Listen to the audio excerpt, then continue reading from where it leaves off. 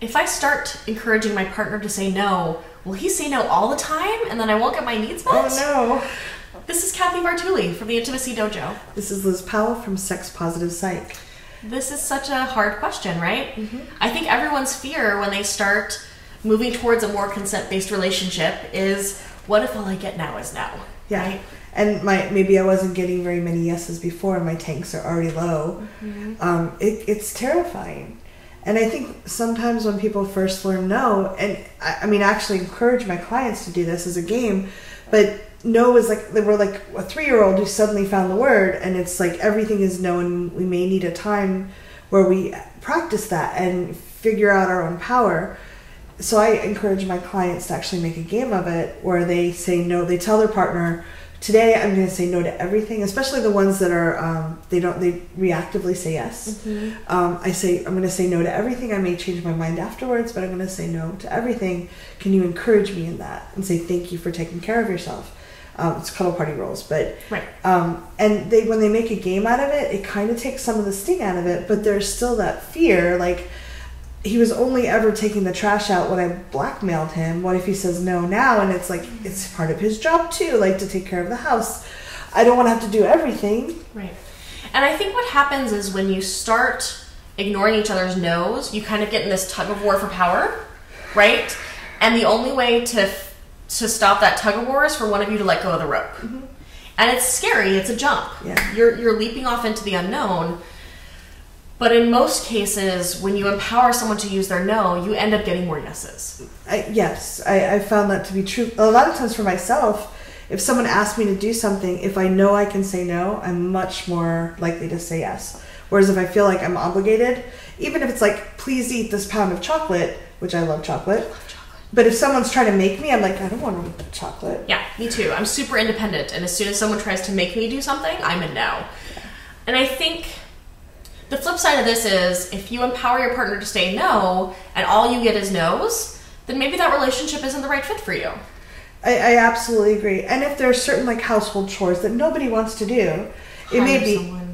Either, well, hire someone if you can afford it, or like each of you write down a list of the things that you believe have to get done in the house, and then make an agreement. Like, I hate cleaning the bathroom. I will take out the trash if work out an agreement specifically that the chores, we're both supporting the house, we're both going to do this. We both have kids, we're both going to like take turns. Let's distribute this equally, even if we're not delightfully, yes, I want to go scrub the bathroom. Sure.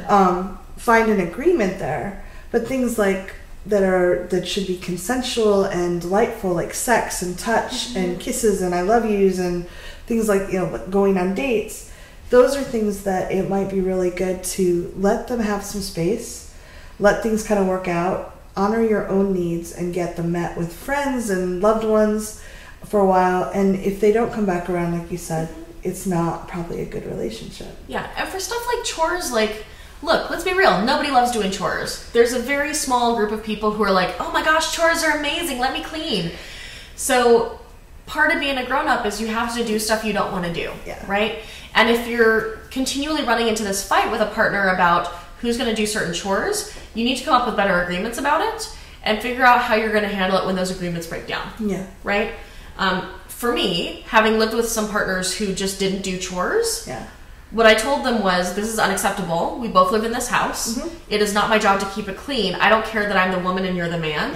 That doesn't matter. Owning a penis does not mean you can't run the vacuum cleaner. Right. Your penis is not so large that you can't reach the dishes in the sink. Right? So, sorry, that's hilarious. I'm glad I made you check. So you need to be very real about, like, this is important to me. If you aren't holding up your end of the bargain, you are damaging our relationship. And long term, I don't want to be in a relationship with a 3-year-old. No. I don't mind if people have bad days. Everybody does. Or like bad weeks, or even like a bad month or two. Yeah. But if you're always never pulling your weight, like, I don't do that. I'm not your mom. I don't have a desire to have children. Yeah. It may be that you may have very different ideas of cleanliness or what needs to be done, and that's why I like to have people sit down and agree to things. Yeah. Or maybe let's hire somebody. You're going to work, we'll both work 2 hours extra a week, overtime if we can, and we're going to put that money towards a cleaning person or something like that. So there's different ways to solve it. Or do you have a friend who enjoys, because we all have that one friend that loves cleaning, And can you like cook them dinner and they'll come over and help with your cleaning, right? Someone's an acts of service kind of person that loves doing that and doing trades. Yeah, I would so cook dinner if someone would clean the bathroom. Right? I would oh my God. do so many things if someone would come clean my house for me. All kinds of sexual favors, probably.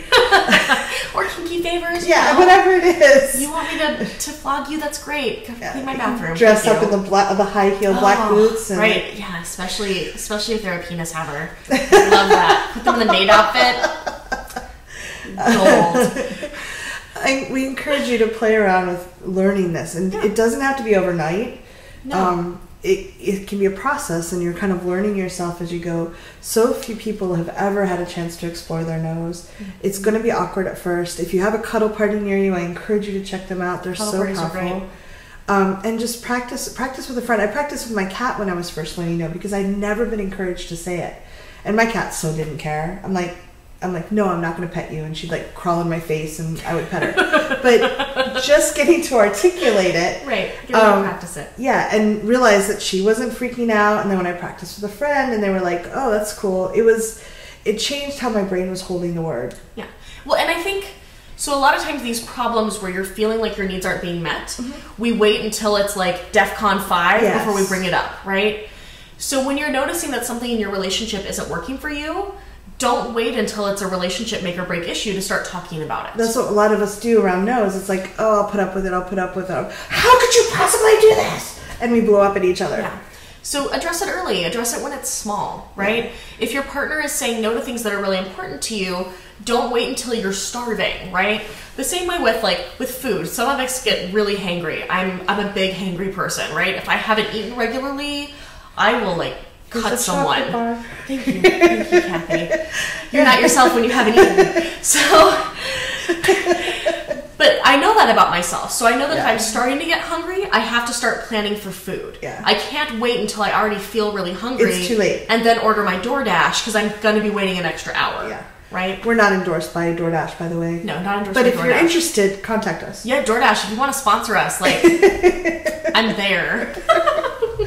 I'd love to come back and talk a little bit about rekindling romantic or desire feelings, because that can be really problematic if you're in this, in the no stage. Mm-hmm. So if you're interested, let's do that. Yeah, let's do that. We'd love to hear what you think. What are your fears around having someone say no? And we can do the raptor thing. Congratulations on taking this time for yourself and learning these things. If you'd like to follow more of this, you can subscribe to my channel here. Social media is up here, and there's more videos of this type here. See you soon.